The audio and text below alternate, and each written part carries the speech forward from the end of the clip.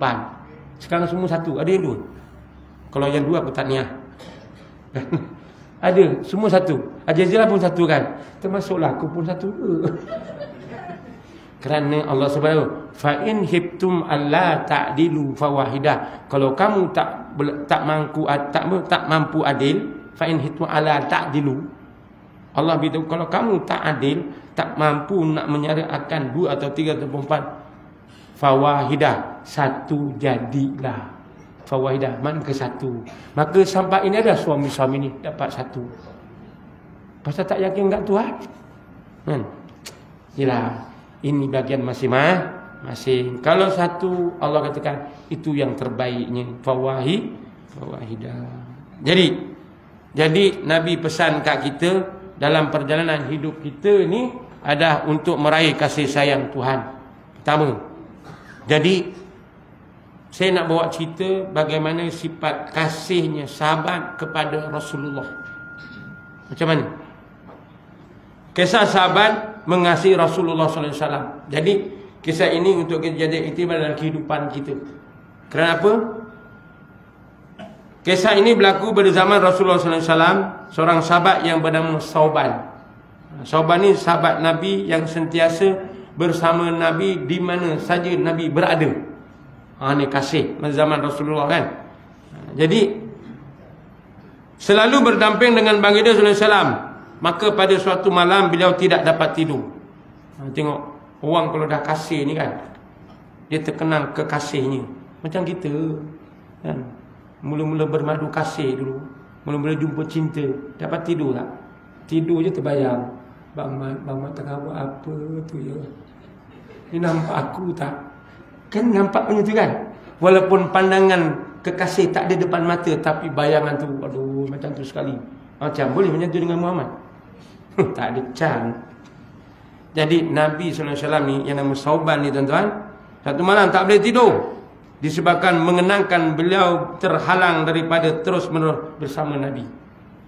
Dia nak bersama Nabi memang terhalang. Siang bolehlah, malam tak usah berpisah. Kan? Ketika dunia aku terpaksa berpisah dengan Rasulullah SAW, khususnya pada waktu malam, dia berpisah dengan Nabi. Maka bagaimana esok dia akhirat kelak. Tengok, Sauban memandang bukan hanya dunia, tapi esok dekat akhirat kelak, aku bersama Nabi tak? Jadi kalau kita fikir pada kita mengaku sebagai hamba Tuhan, kita mengaku sebagai umat Muhammad, esok dekat akhirat esok, agak-agak sama tak kita dengan Nabi? Itu kena tanya. Kita boleh bersama Nabi dengan syarat. Nanti saya beritahu. Kan? Jadinya Sauban ni berbisik dalam hati, menyatakan kalau aku kat surga, Rasulullah tentu berada di tingkat yang paling atas. Kan? Tingkat yang paling istimewa. Dan jika aku di neraka, sudah tentu tidak langsung bertemu dengan Nabi. Tengok bayangan Sauban ni. Esok kalau aku kat surga, belum tentu aku dapat dengan Nabi. Pasal Nabi lebih istimewa. Surga ni, aku ni belum tentu. Kalau aku dalam neraka, Allah, maka aku jauh pisah lagi dengan Nabi. Kerana mengingatkan hal yang demikian, maka menyebabkan Sauban tidak dapat tidur sepanjang malam. Tengok, ingat pada Rasulullah saja tak boleh tidur. Kan? Kita ni macam mana ingat dengan Rasulullah dalam perjalanan hidup kita? Selama mana kita hidup, kita ingat dengan Tuhan, ingat dengan Rasulullah macam mana? Pasal apa? Nabi sebut, barang siapa yang menghidupkan akan sunnah aku, maka pada sifat dirinya itu dia ada kasih, sayang. Dan barang siapa yang ada kasih dan sayang pada aku, kana ma'ya fil jannah, sesungguhnya dia esok bersama aku dalam surga. Ini janji Nabi. Sebab itulah bila mana Sauban mengatakan hal yang demikian, tak boleh tidur, maka pada keesokan paginya dia sembahyang subuh bersama dengan Rasulullah. Sembahyang subuh dengan Rasulullah. Maka seperti mana biasa baginda SAW, jadi lepas sembahyang dia akan menghadap kepada sahabat. Dia tengok belakang, dia tengok, Sauban tu kenapa tu matanya kok merah dia. Maka Sauban dipanggil Rasulullah, wahai Sauban, ta'al, datanglah kepada aku. Kan? Ditanya kepada Sauban, wahai Sauban, aku pandang pada engkau ni kan, kenapa dua mata biji matamu kemerah-merahan?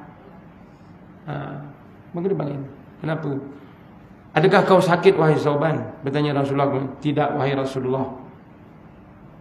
Kenapa kedua-dua dengan mata kau merah? Maka dijawab oleh Sauban menceritakan apa yang berlaku pada malam tadi. Wahai Rasulullah, ketika malam tadi, masa malam aku terkenalkan kau wahai Rasulullah. Aku membayangkan hidup aku ni bersama kau setiap hari. Malah aku berpisah dengan kau. Yang aku rasa, aku takut esok dekat akhirat aku tak bersama dengan kau wahai Rasulullah. Aku tak bersama kau dengan surga, dekat kau dengan surga wahai Rasulullah. Maka Nabi Rasulullah SAW terdiam seketika. Terdiam seketika. Kerana apa? Sesungguhnya jawapan yang tak pasti itu nak beri jawapan pada sahabat, Nabi pun tak berani nak jawab. Pasal apa? Surga itu milik Tuhan, bukan milik Nabi. Kan?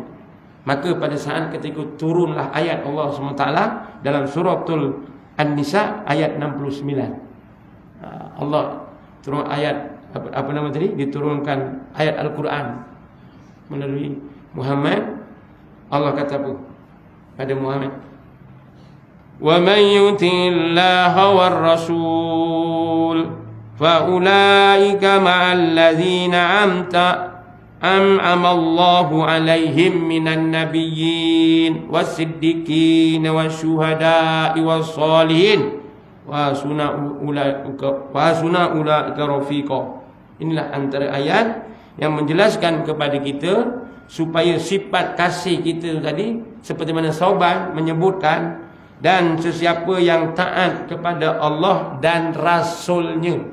Wa may yuti'illaha war rasul. Kena taat Allah pertama, lepas tu taat Rasul. Jadi nak taat kepada Allah Rasul, tengok perjalanan hidup kita ni. Ada tak amalan tersebut dalam hidup kita? Taat Allah. Taat Allah macam mana? Melaksanakan segala titah perintahnya mengikut sunnah Rasulullah.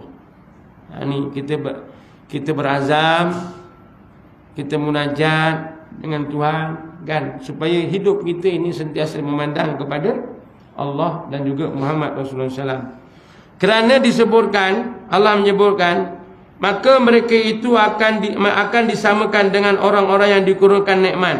Lepas itu disebut faulaika. Siapa dia tu? Orang yang taat kepada Allah dan Rasul, ma'allazi an'amallahu alaihim, iaitu orang yang dikurniakan nikmat. Kita hidup ni bahagia, kita hidup ni senang, kita hidup saat Allah yang kurniakan nikmat kat kita. Betul? Kita tak minta pun Allah kasih. Aisyah tuan ibu, masa tidur malam minta tak? Ya Allah, besok pagi kasih aku nyawa, aku nak hidup balik. Nanti cakap. Ada pernah minta tak? Ha? Kita malam tidur kadang tak sempat nak baca, sunnah pun hilang. Lepas tu baca Allahumma bismika ahya wa amut. Kan gitu kan nak tidur kan? Kita baca nak sadar malam ni, nak cari rahim Tuhan. Dia baca suratul Ikhlas 3 kali, Qul Falaq, Qul Nas, ayat kursi. Lepas tu baca bismillah 21 kali. Betul? Lepas tu minta maaf seluruh orang mukmin yang ada kat dunia ni. Baca tak tu? Apa dia? Minta maaf dekat orang mukmin semua yang hidup kat, terutama yang dekat ni Simpang Jeram. Inilah engkau selalu kata orang tu, kau tahu Mina nak pergi tu rajin pergi masjid, tapi mulut ya Allah bercecet macam burung merai. Ini contoh, bukan sinilah, tempat lain. Tapi kalau kadang-kadang super ke sama je. La ilaha illallah. Rajin ibadah, rajin ngaji zikir, tapi ya Allah, kita kena minta dengan orang Islam kita ni kan, terutama orang kampung kita ni. Baca apa? Allahumma firil muslimina wal muslimat wal mu'minina wal mu'minat al ahya minhum al amat birahmatika. Itu yang baca. Allah ampunkanlah dosa kita. Esok Allah, orang tu tak tuntut kalau kita. Engkau dulu kata, kan aku dah minta maaf setiap malam. Habis lepas ni tak minta maaf, itu yang jadi muflis. Oh, kau dulu hidup, kau rajin sembahyang, kau rajin duduk majlis ilmu, tapi kau mulut kau ngata je. Orang yang kita kata itu, orang yang kita umpat itu, dia akan mengambil, bukan akan, dia akan ambil kebajikan baik kita. Dia ambil yang baik, yang tak baik tu, dosa dia ditimpa kat kita. Macam. Sebab itu jangan rasa kita dah sembahyang kita baik, belum tentu. Jangan rasa kita ni dah sembahyang kita masuk syurga, belum tentu. Sebab itu Allah SWT menyatakan pada kita, sifat kita tadi memandang kepada Allah dan juga Rasul, maka dikurniakan nikmat oleh Allah Ta'ala kepada mereka yang terdiri daripada siapa? Minan nabiyyin. Tengok, kita akan bersama dengan Nabi wasyuhada. Wasyuhada apa? Orang yang berjalan agama. Wassolihin, orang yang beriman kepada Allah. Wa sunna ulaika rafiqa, dan betapa eloknya mereka menjadi teman rakan mereka dan orang-orang yang taat. Jadi tuan-tuan, dalam perjalanan hidup kita ini, maka kita jadikanlah sifat untuk memandang kehadrat Tuhan, supaya kita dalam kasih rahmat Allah Subhanahu wa ta'ala.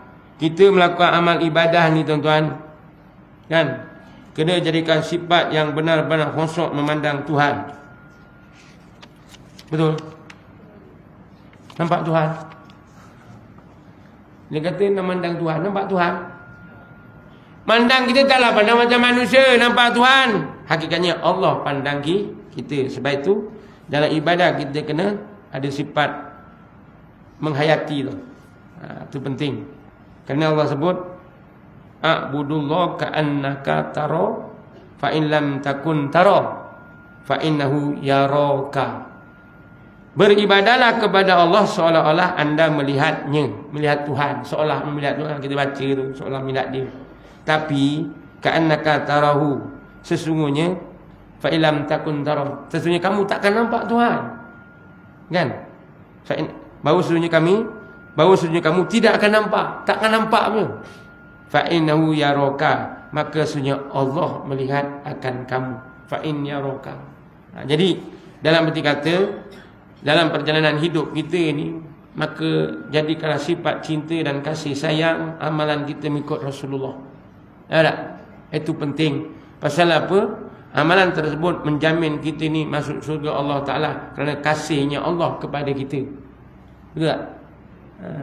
Allah suruh kita sembahyang, Allah tak sembahyang. Allah suruh kata kita ni sedekah, kita sedekah, Allah tak sedekah. Allah kata kita suruh pergi haji, kita pergi haji, Allah tak pergi haji. Tapi Allah suruh kita berselawat kepada Rasulullah, Allah selawat kepada Rasulullah. Itu kemuliaan Nabi. Inna Allaha wa malaikatahu yusalluna 'alan nabi ya ayyuhalladzina amanu sallu 'alaihi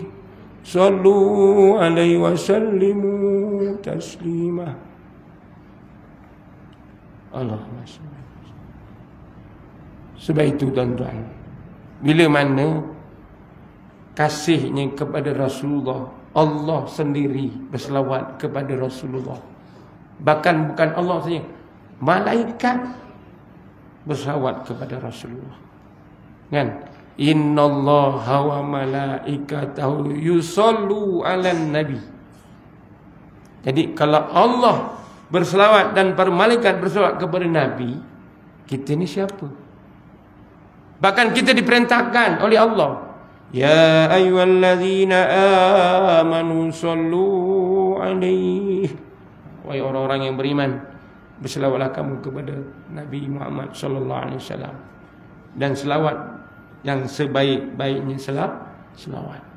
Sebab itu antara sifat diri kita untuk memandang kehadrat Tuhan dan juga kasih mencairkan Rasulullah, setiap individu orang Islam, sama ada lelaki ataupun perempuan, wajib beriman kepada Allah dan beriman kepada Rasulullah Muhammad sallallahu alaihi wasallam, Dan kita wajib mencintai baginda sesudah mencintai Allah lebih daripada mencintai ibu bapa dan keluarga sendiri.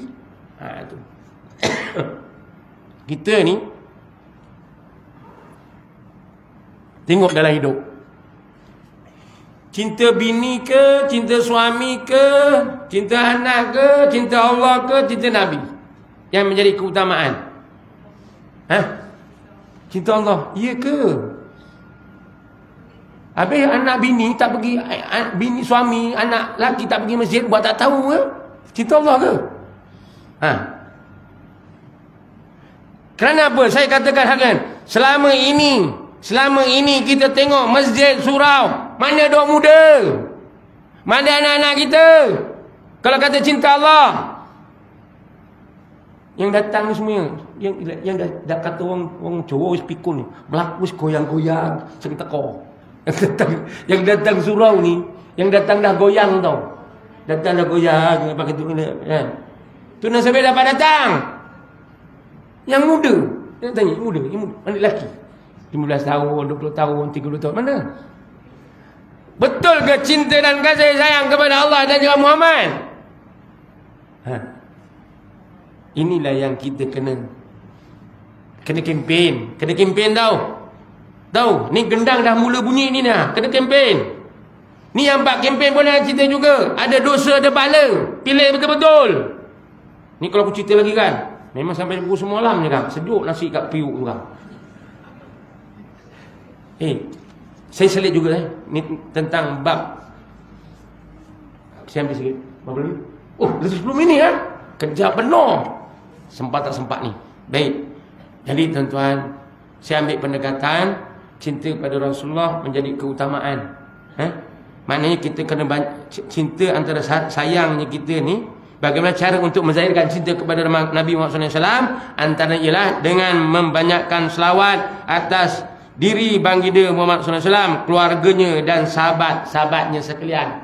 Sebab itu penting dalam majlis-majlis ilmu, dalam majlis-majlis halakah, ingat kepada ilmu ni kan. Kan selalu ustaz kan cakap, ila Nabi Mustafa Rasulullah sallallahu alaihi wasallam wa ala alihi wa ashabi silahumul Fatihah. Kan gitu kan?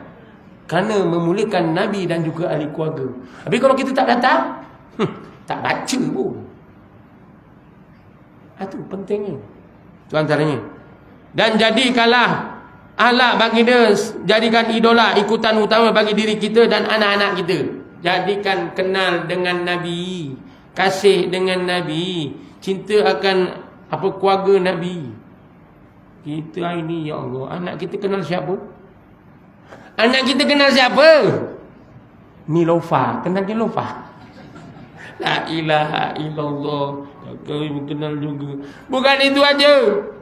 Kita running Korea punya program Running Man. La ilaha illallah. Ni lagi kan kita ni lagi. Nyanyi pun nyanyi Korea. Aku pun tak tahu faham apa lah kena. Anak kita ni bang, bukan tuan-tuan. Kalau haji nyanyi Korea, tepuk dahi aku. Kan? Sebab itu jadikan sifat anak kita cinta kepada Rasulullah. Banyak lagi lah. Dan untuk akhirnya, yang penting dengan berpegang teguh dengan ajaran Islam yang dibawa oleh Nabi, yang ini mentaati titah perintah Tuhan dan mengikut sunnah Rasulullah SAW, serta jejak perjuangan Rasulullah dan menyebarkan serta meningkatkan syiar Islam. Itu tugas kita. Jadi itu antara tuan-tuan dalam perjalanan hidup, tanggungjawab kita ini adalah untuk meneruskan adalah dakwah Rasulullah SAW dalam hidup kita. Bila mana orang Islam menyatakan sifat melaksanakan titah perintah Tuhan dan juga melaksanakan akan Rasulullah SAW, maka kita akan jadi orang yang benar-benar meraih kasih sayang Allah Subhanahu wa ta'ala.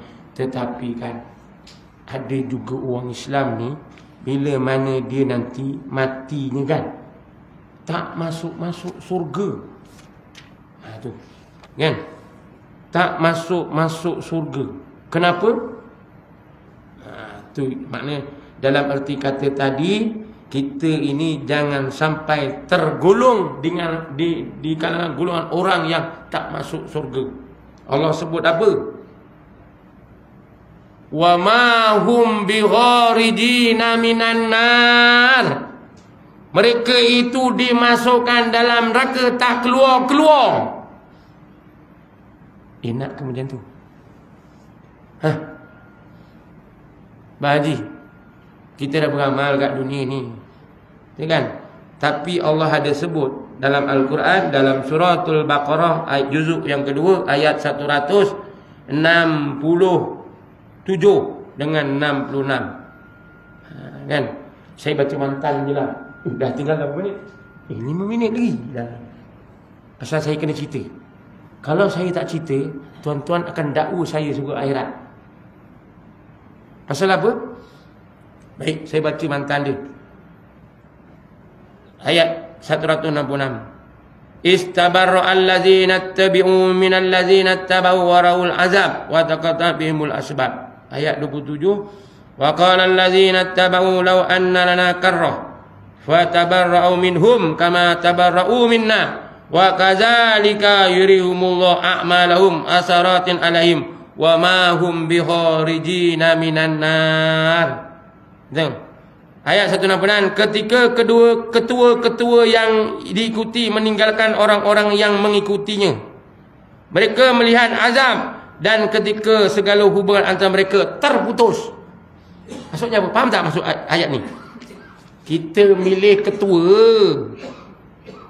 Faham tak ni? Kan dah bubar, tak faham lagi aku cakap ni. Faham tak ni? Allah terangkan dalam Quran tahu. Jangan main-main. Pilih ketua ni, kan? Pasal dia sebut yang tadi, iaitu ketika ketua-ketua yang diikutinya meninggalkan orang-orang yang mengikutinya. Maksud apa? Ketua ni yang kita pilih, esok dia tinggalkan kita ke akhirat, tahu? Orang ketua ni cakap dekat Tuhan, ya Allah, aku ni masuk neraka kerana kesalahan aku, kan? Tapi yang ikut belakang ni kenapa dia sokong aku? Faham tak ni? Pasal apa? Pasal pada ketika itu dia dah nampak, ya Allah, rupa dia ni dulu pembohong, dulu dia ni pendusta, aku percaya kat dia. Ni contoh. Aku tak sebut mana-mana tau. Kena faham sudahlah. Ni ayat Quran sebut. Allah kata lagi apa? Ayat 167. Wa qala allazi, dan orang-orang yang mengikuti itu berkata, orang yang pangkah, senang cakap yang pangkah lah, nak faham kan? Yang salah tadi tu, sekiranya kami diberi kesempatan kembali ke dunia. Tengok, orang dah menyesal nak balik. Kalau aku diberi kesempatan balik kat dunia, dia jaga apa? Tentu kami tidak akan mengikuti mereka. Tentu aku tak nak ikut dia, kan? Sebagaimana mereka meninggalkan kami. Sebagaimana meninggalkan kami. Sebagaimana orang ketua-ketua yang kita biasa tengok, dia meninggalkan kita. Dia mengkhianati kita. Oh, kau dulu kat sana bukan main, kau pujuk aku, suruh gini, kan? Allahu Akbar. Dekat akhirat dia melepaskan diri tau. Ya Allah, aku ni masuk neraka bukan apa, dengan kesalahan aku. Yang dia orang ni kenapa nak salahkan aku? Jadi dalam hal yang demikian, maka berkatalah mereka, sebagaimana mereka meninggalkan kami, demikianlah Allah menunjukkan kepada mereka segala perbuatan yang mereka lakukan menjadi penyesalan bagi mereka. Bukan apa? Mereka disebutkan mereka tidak akan keluar daripada api neraka. Allah. Jadi tuan-tuan, dalam arti kata, perjalanan hidup kita ni memandang kepada kehadrat Tuhan. Kita semoga perjalanan amal ibadah kita ni kan, pasal apa? Kita nak pilih pemimpin ni pun sebagaimana Rasulullah sallallahu alaihi wasallam, kan? Nak cerita supaya pimpin macam mana Sayyidina Umar radhiyallahu anhu, macam mana Sayyidina Abu Bakar radhiyallahu anhu. Nak cerita ni banyak lagi dia kepimpinan ni kan. Tapi al-maklumlah kita ni situasi berita semasa kita ni, kita kena faham, minta kat petunjuk Tuhan, kan? Jangan kita ni membabi buta, kan? Esok membabi buta kau masuklah neraka. Jadi untuk akhirnya yang aku tak sempat nak cerita ni, ayat surah Taha ayat 124 yang berhubung kait mana manusia ini yang tidak mengikut akan peringatan Tuhan akan dihumban masuk neraka dalam keadaan buta. Tak apa, next time masa kuliah. Ni dah pukul 9 malam. Dah cantik lu. Pukul 9 malam. Aku tak boleh cerita sambung pukul 10. Jadi sekadar dulu yang dapat saya kongsikan kepada tuan-tuan. Mudah-mudahan tuan-tuan, termasuk terutama dari saya yang bercakap, mudah-mudahan apa yang kita ungkapkan, apa yang kita zahirkan ini, cinta dan kasih sayang kepada Rasulullah menjadi dalam sifat diri kita. Sentiasalah kita ni melakukan amal ibadah mengikut sunnah Rasulullah SAW dalam kehidupan kita. Kita ni tak mampu pasal kita ni bodoh, kita ni lemah, kita ni miskin, kita ni hina. Maka mintalah kepada Tuhan.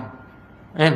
Kalau kita sedar diri kita sebagai hamba, minta kepada Tuhan, Allah tolong kita dengan kerahimannya, kerahmatannya, kasih sayang. Itu yang menjadi keutamaan. Jadi saya rasa segadan dulu yang dapat saya kongsikan. Kita kena tanam sifat diri kita ni sentiasa nak duduk dalam majlis ilmu. Kita pesan pada diri kita, kita pesan pada ahli keluarga kita pesan pada rakan kita pesan orang kampung kita. Pasal apa? Kita esok berhimpun seperti mana kita berhimpun esok dekat akhirat. Kita nak berhimpun kat dunia sama-sama ni, ingat Tuhan, ingat Allah, maka esok dekat akhirat pun gitu juga. Allah ingat kat kita. Kan? Manalah tahu kan? Ramai-ramai perempuan ni, satu golongan perempuan ni dah sampai pintu surga kak. Esok kak baju coklat ni kan, sampai pintu surga. Jangan lupa kawan-kawannya lain. Tulis belakang. Kan? Oh, dulu aku dengar Muhammad Rasul Nabi Muhammad SAW panggil Ustaz Jumat. Kan? Jangan lupa dengan Ustaz Jumat. Tanya Allah, ya Allah, mana Ustaz Jumat? Tak ada pun. Tanya. Bukan itu, tanya semua. Mudah-mudahan kita semua masuk surga Allah Subhanahu wa ta'ala. Amin ya rabbal alamin. Mohon ampun, mohon maaf kalau ada kata bicara yang menyinggung belakang dan sebagainya, dan bukan untuk meraih kasih sayang Allah Subhanahu wa ta'ala. InsyaAllah lepas isyak jangan balik, ada jamuan. Kan? Itu kemuncak dia. Kalau balik juga aku pun tak tahu lah. Bismillahirrahmanirrahim. Alhamdulillahirabbil alamin. Wala aqibatu lil muttaqin wa la udwana illa 'alal zalimin. Allah nas'aluka 'ilman nafi'an wa qalban hadiyan wa yaqinan shadiqah wa 'amalan mutaqabbalan wa rizqan wasi'an wa shifaa'in min kulli da'in bi rahmatika ya arhamin. Allahumma dawwir qalbina bi nuril hidayatika kama nawarta bi nur syamsika abadan abadan bi rahmatika ya arhamin. Wa sallallahu ala sayyidina Muhammad wa ala alihi wa sahbihi wa baraka wa salam. Walhamdulillahi rabbil alamin. Taqabbalallahu minkum. Takbir.